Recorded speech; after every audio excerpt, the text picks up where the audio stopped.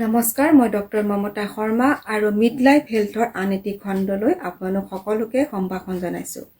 আজি এই খণ্ডটোত আমি মিডলাইফ হেল্থ কিহৰ কাৰণে দৰকাৰ সেইটো এটা ভিন্ন দিশৰ পৰা আলোচনা কৰি চাব যত্ন কৰিম।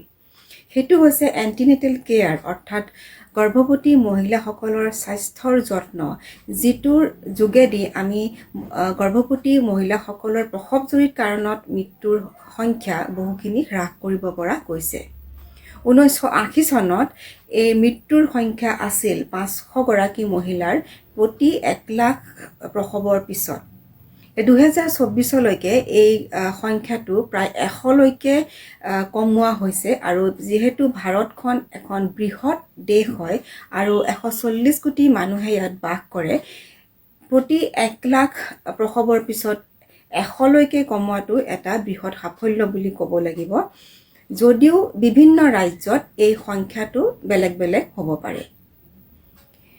গতিকে এইটোৰ সাফল্য আঁৰতে আছে বিভিন্ন চৰকাৰী আঁচনি, যিটোৰ যোগেদি গৰ্ভৱতী মহিলাসকলক সুস্বাস্থ্য প্ৰদান কৰাৰ কাৰণে চেষ্টা কৰা হৈছিলে আৰু লগতে আমাৰ ডক্তৰসকলৰ প্ৰচেষ্টাৰ জৰিয়তে নৱজাতকৰ মৃত্যুৰ হাৰ লগতে মেটাৰ্নেল মৰ্টেলিটি অৰ্থাৎ গৰ্ভৱতী মহিলাসকলৰ প্ৰসৱজনিত কাৰণত মৃত্যুৰ হাৰ যথেষ্ট সংখ্যক কমাব পৰা গৈছে।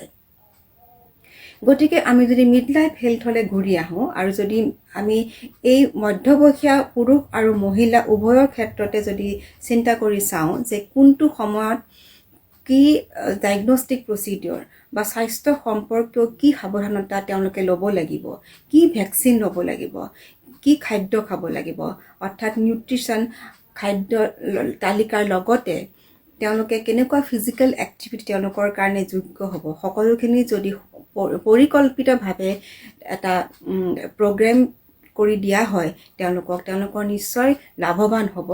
কাৰণ এইটো কোৱা হয় যে শৰীৰা মাধ্যম খলু ধৰ্ম সাধনম।